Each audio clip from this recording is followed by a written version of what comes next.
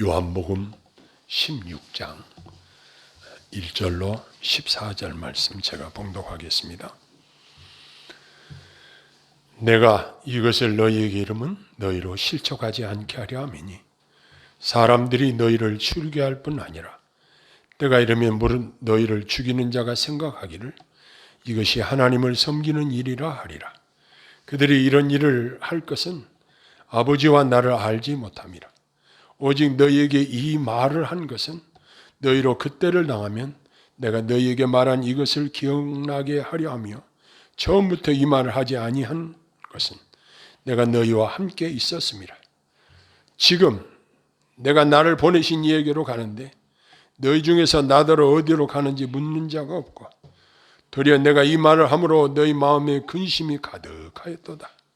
그러나 내가 너희에게 실상을 말하노니 내가 떠나가는 것이 너희에게 유익이라. 내가 떠나가지 아니하면 보혜사가 너희에게로 오시지 아니할 것이요 가면 내가 그를 너희에게로 보내리니 그가 와서 죄에 대하여 의에 대하여 심판에 대하여 세상을 책망하시리라. 죄에 대하여라 함은 그들이 나를 믿지 아니하며 의에 대하여라 함은 내가 아버지께로 가니 너희가 다시 나를 보지 못하며 심판에 대하여라 함은 이 세상 임금이 심판을 받았습니다. 내가 아직도 너희에게 이를 것이 많으나 지금은 너희가 감당하지 못하리라. 그러나 진리의 성령이 오시면 그가 너희를 모든 진리 가운데로 인도하시리니 그가 스스로 말하지 않고 오직 들은 것을 말하며 장래 일을 너희에게 알리시리라. 그가 내 영광을 나타내리니 내 것을 가지고 너희에게 알리시겠습니다. 아멘.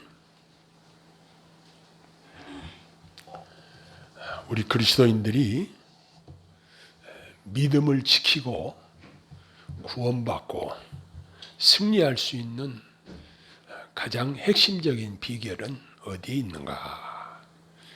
내 힘과 내 지혜와 내 노력으로 되는 것이 아니라 보혜사 성령님께서 우리를 도우시기 때문입니다.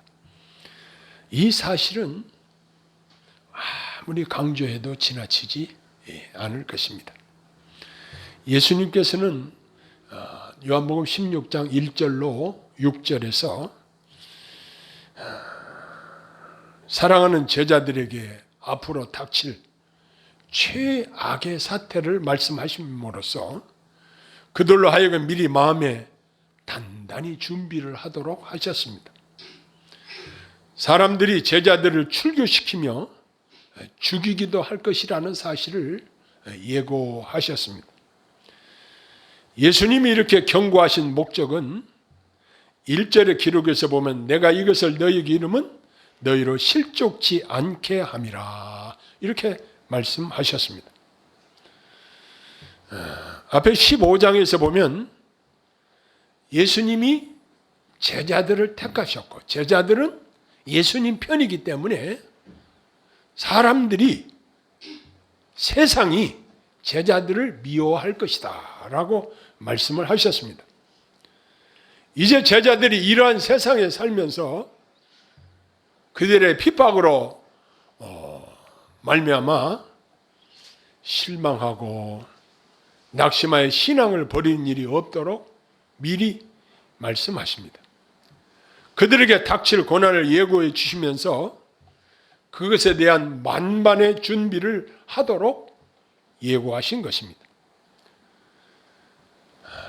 사람들을 만나보면 교회 출석을 하다가 예수님을 만나지도 못하고 예수님과 영적 연합을 이루지도 못하고 도중 하차한 모습을 보게 됩니다. 이렇게 실족하는 사람들을 볼 때 참으로 안타까운 마음이 듭니다. 우리는 세상이 가하는 핍박이나 어려움을 당할 때에 낙심하거나 실족해서는 안 됩니다. 오히려 적극적으로 수용해서 신앙 성장의 밑거름으로 활용해야 한다는 사실을 여기서 지혜로 우리에게 말씀하시는 것을 보게 됩니다. 야고보 사도는 야고보서 1장 2절에서 성도가 여러 가지 시험을 당하거든 온전히 기쁘게 여기라. 이렇게 당부하신 바가 있습니다. 하나님은 결코 감당치 못할 시험 당함을 허락지 않으신다고 고린도전서 10장 13절에 약속하셨습니다. 그리고 그 시험을 이기고 나면 욥기서에서 우리가 보는 것처럼 갑절의 복을 주시는 것을 대부분 경험하게 됩니다. 그러므로 세상 의를 핍박해 올 때에, 또 우리가 어떤 어려움을 당할 때에 인내할 가치는 충분한 것입니다. 우리에게 고난과 시련이 올 때에 인내하며 오히려 복받는 기회로 삼는 것이 참으로 지혜로운 자세라는 사실입니다. 어떤 분들은 예수 믿으면 더 이상 고난이나 시련이 없을 것으로 생각하는 경향이 있습니다. 그러나 믿음이 성장할수록 이상하게도 고난도 많이 받게 되는 것을 경험하게 됩니다. 우리 대한민국은 종교의 자유가 보장되어서 예수 믿는 것을 법으로 금하지는 않습니다. 얼마나 다행스러운지 모릅니다. 그런데 예수님은 영적으로 무지한 자들이 그리스도인들을 핍박하는 경우가 있을 것을 제자들에게 말씀하십니다. 그 예수님이 예언하신 대로 사도행전에 보면은 사울이라는 청년이 하나님을 믿는 열심으로 하나님께 대해 충성한다고 생각하면서 그가 한 일이 무엇이냐면 그리스도인들을, 예수 믿는 자들을 잡아다가 결박해서 그 당시 포악한 종교 지도자들에게 넘겨주고 죽이고 핍박하는 일에 앞장섰던 사람이 바로 사울이었습니다. 이렇게 영적으로 무지해서 다른 것도 아니고 하나님의 이름으로 죄악을 행하는 잘못을 범하는 일을 보게 되는 것입니다. 4절에 이러한 일들에 관하여 예수님이 말씀하시는 이유는 전에는 주님이 그들과 함께 계셨기 때문이고, 지금 말씀하시는 이유는 예수님께서 이제 십자가에 못 박혀 죽으시고 승천하신 이후에 제자들로 하여금 마음에 미리 준비케 하시려는 것이라는 것입니다. 오늘날에도 그리스도인들에게 닥치는 여러 가지 고난이 임할 때에 우리의 자세는 기쁘게 내 몫의 십자가를 지고 주님이 걸어가신 발자취를 따라서 가는 것입니다.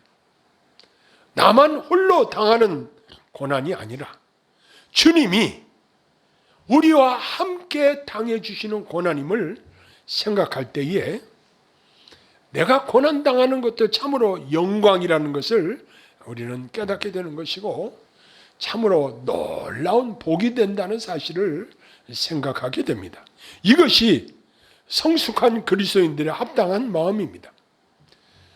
팔복의 마지막 8번째 복에 예수님께서 말씀하시면서 의를 위하여 박해를 받은 자는 복이 있나니 그들이 하나님의 아들이라 일컬음을 받을 것이며 라고 하신 말씀을 우리는 기억합니다. 또 이어서 말씀하시기를 나로 말미암아 너희를 욕하고 박해하고 거짓으로 너희를 거슬러 모든 악한 말을 할 때는 너희에게 복이 있나니 기뻐하고 즐거워하라. 하늘에서 너희의 상이 큼이라. 너희 전에 있던 선지자들도 이같이 박해하였느니라 그랬습니다. 그러므로 어려움을 당하는 성도의 자세는 마음으로는 기뻐하고 즐거워하면서 하늘의 상급을 바라보라는 것이 예수님의 가르침입니다. 이제 주님은 자신에게 죽음이 임박해 있음을 미리 아시고 이렇게 말씀하셨습니다. 지금 내가 나를 보내신 이에게 가는데 라고 하십니다. 그러나 제자들은 예수님이 어디로 가십니까? 라고 묻는 자도 없다는 것입니다. 여기서 알게 되는 것은 보내심을 받은 사람은 언젠가 자기를 보낸 분에게로 돌아가야 한다는 법칙을 말씀하신 것입니다. 예수님도 하나님께 보내심을 받았고 이제 다시 하나님께로 돌아가야 한다고 말씀하셨습니다. 우리도 마찬가지로 하나님이 맡기신 사명을 다하고 주님이 부르시면 주님께로 돌아가야 합니다. 그날에 우리가 행한 대로 상급을 주실 것입니다. 이제 예수님이 매우 중요한 말씀을 하십니다. 7절에 보니까 그러나 내가 너희에게 실상을 말하노니 내가 떠나가는 것이 너희에게 유익이라.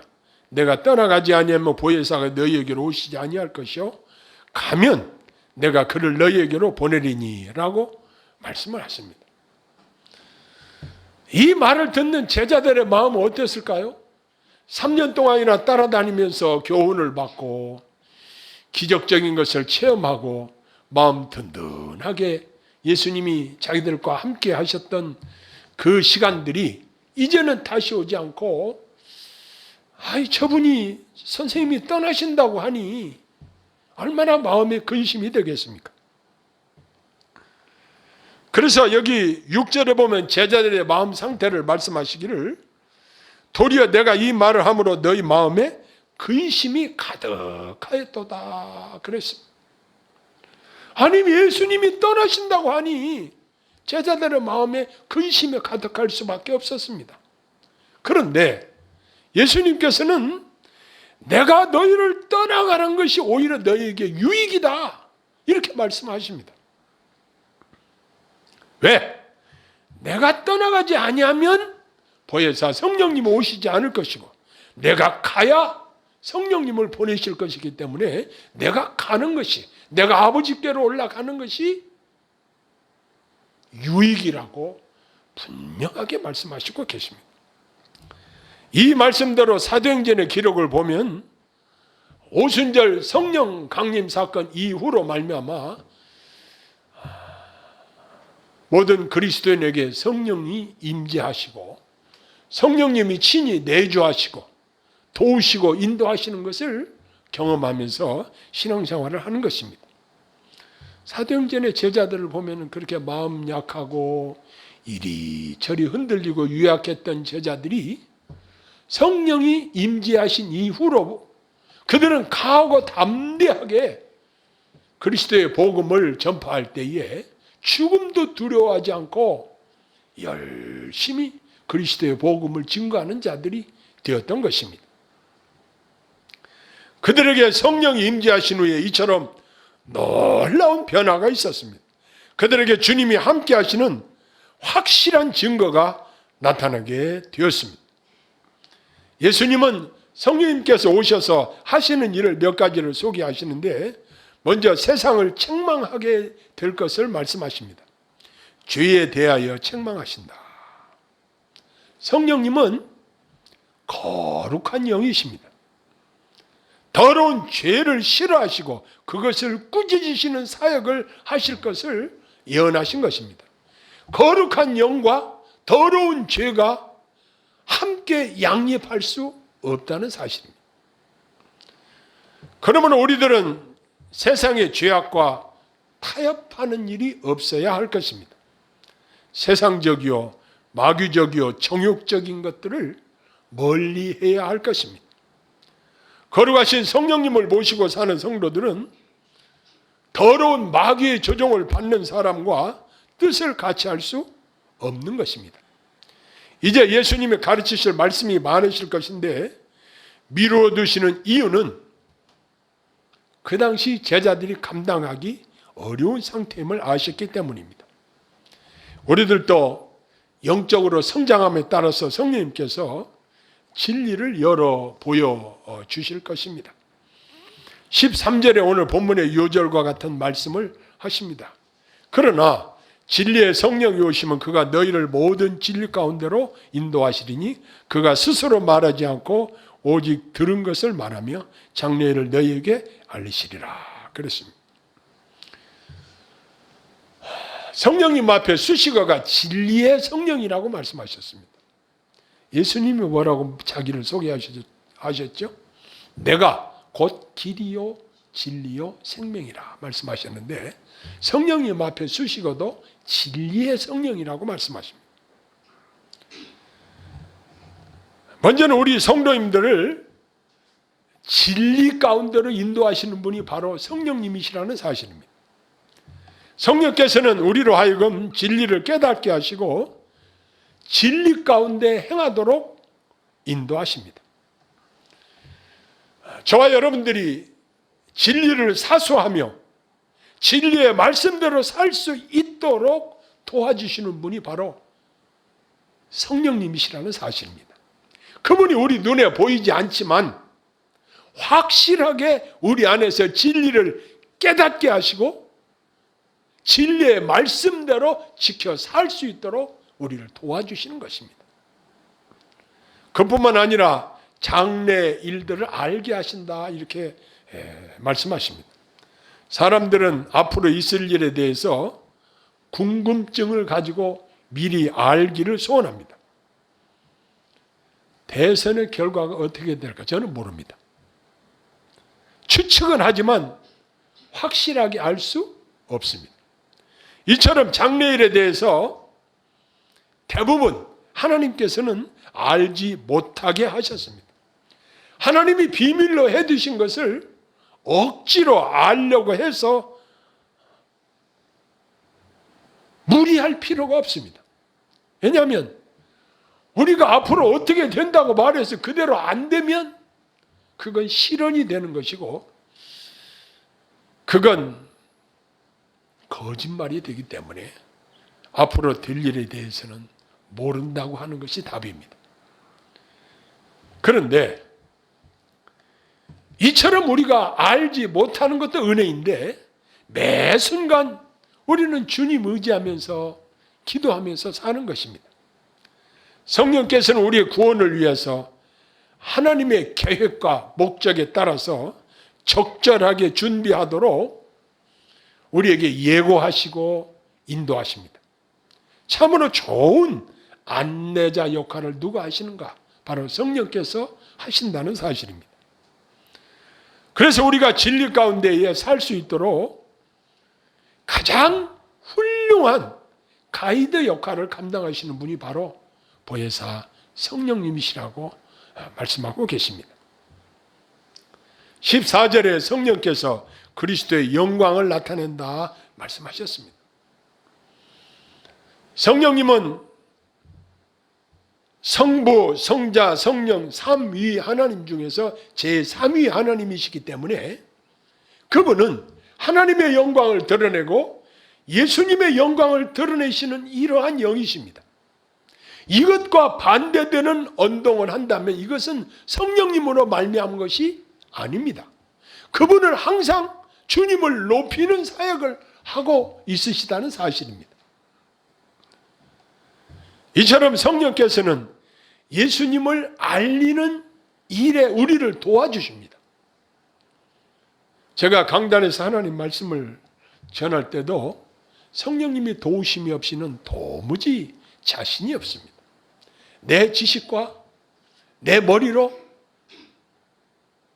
예수님에 대해서 확실하게 능력 있게 전달할 수 없습니다. 누구의 도우심을 힘입어야 하는가? 물론 성령님의 도우심이 아니면 불가능한 일입니다. 우리가 사람들이 신령하다 이런 이야기를 하는데 앞으로 될 일을 잘 알아맞춘다고 신령한 것도 아닙니다. 그리고 무슨 이상한 소리를 한다고 해서 신령한 것도 아닙니다. 밥을 오래도록 굶었다고 해서 신령한 것도 아닙니다. 보혜사 성령님의 인도하심을 따르면서 그분의 도우심을 힘입어 사는 성도들이 바로 신령한 성도들이고 항상 성령님 의식하면서 그분의 인도하심에 순종하면서 사는 것이 신령한 성도들이고 성령님께서 내게 주시는 세미한 음성에 따라서 순종하면서 사는 성도들이 바로 신령한 성도들이라는 사실입니다.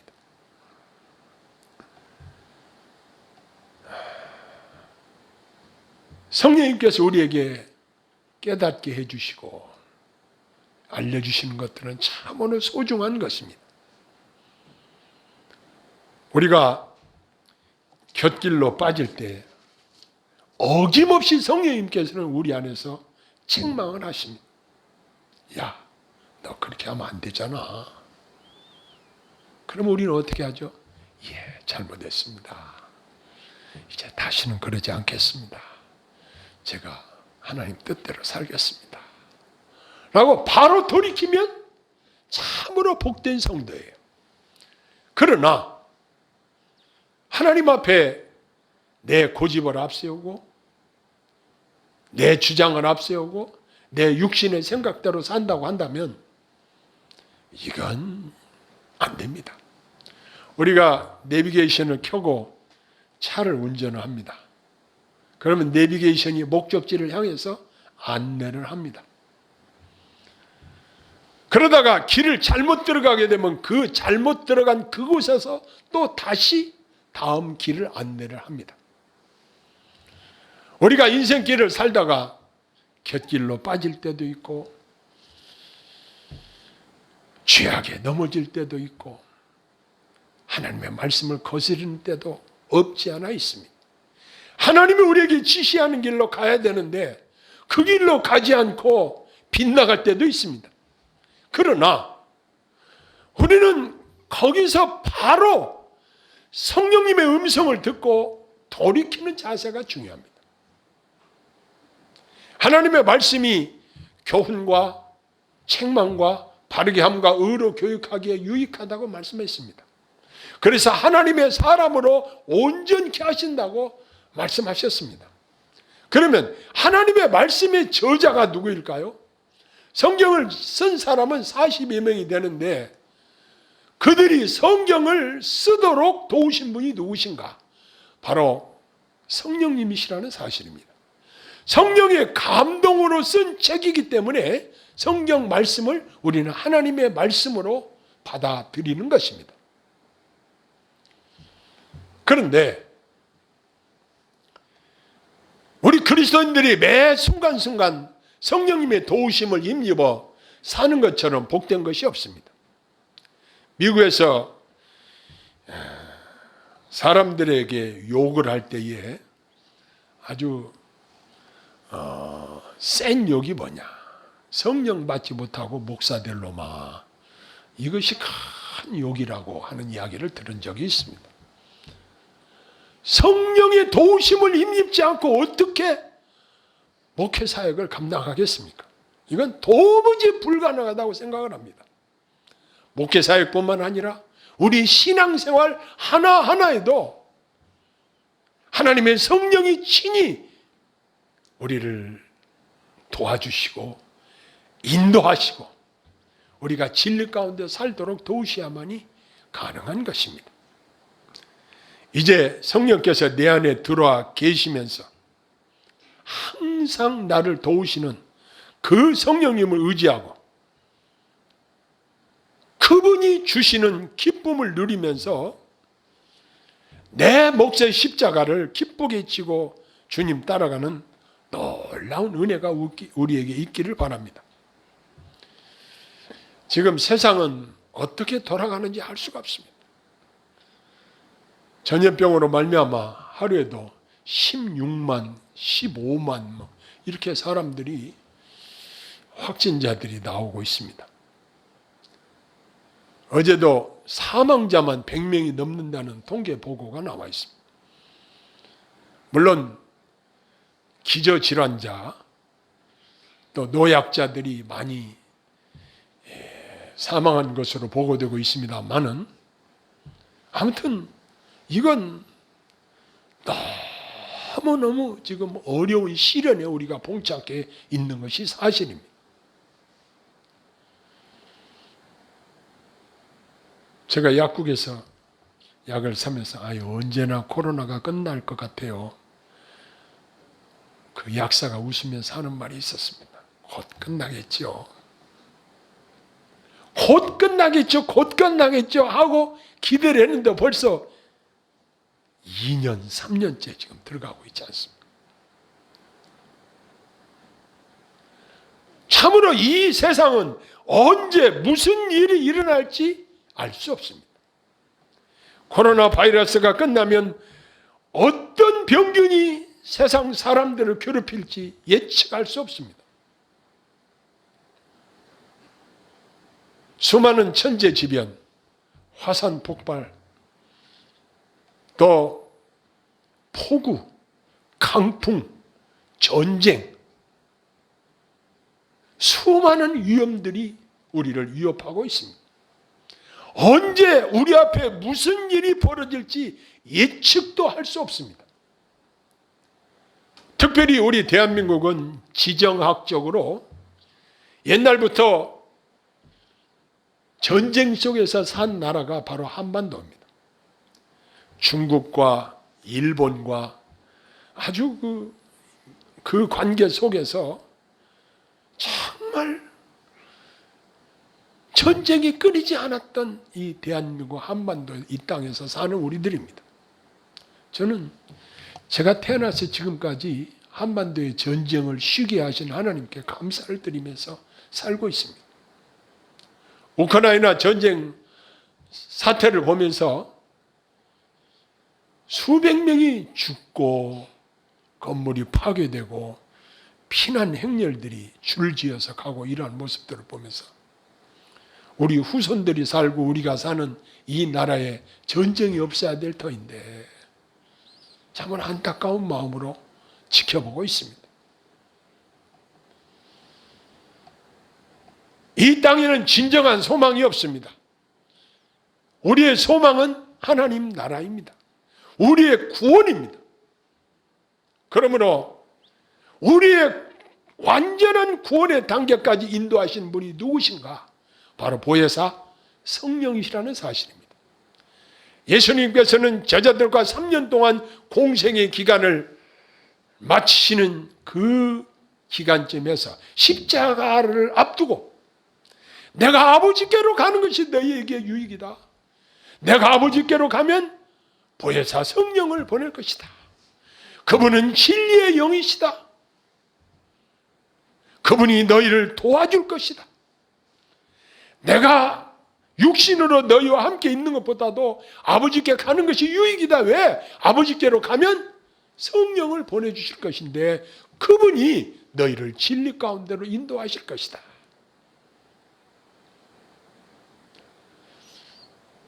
예수님의 이 말씀은 오늘날 우리에게도 큰 소망을 주고 있습니다. 우리는 분명하게 눈에 보이지 않지만 제3위 하나님이신 보혜사 성령님이 예수님을 모신 자들의 마음 속에 들어와 계십니다. 그래서 우리 성도의 몸을 뭐라고 말하죠? 성령의 전이라고 말합니다. 성령님을 모신 집이 우리의 몸입니다. 성령님이 내 안에 들어와 계시면서 나를 도우시고 깨닫게 하시고 믿게 하시고 우리를 하나님 나라 갈 때까지 인도하시고 도와주시는 줄로 믿습니다. 기도하겠습니다. 하나님 아버지, 이 땅에 수많은 어려운 일들이 벌어지고 있습니다. 그러하오나 성령께서 우리 안에 내주하시고 우리를 도우시고 지키시고 인도하신다는 이 놀라운 사실을 다시 한번 마음판에 새깁니다. 마음에 근심하거나 두려워하지 않게 하시고 마음에 참 평안을 허락해 주시고 하나님 나라를 소망하면서 성령님의 보호하심과 인도하심을 경험하며 살게 도와 주시옵소서. 성령님의 세미한 음성에 귀를 기울이게 하시고 성령님의 도우심을 힘입어 우리 주를 기쁘시게 하면서 살 수 있도록 은혜 허락하여 주옵소서. 예수님 이름으로 기도하옵나이다. 아멘.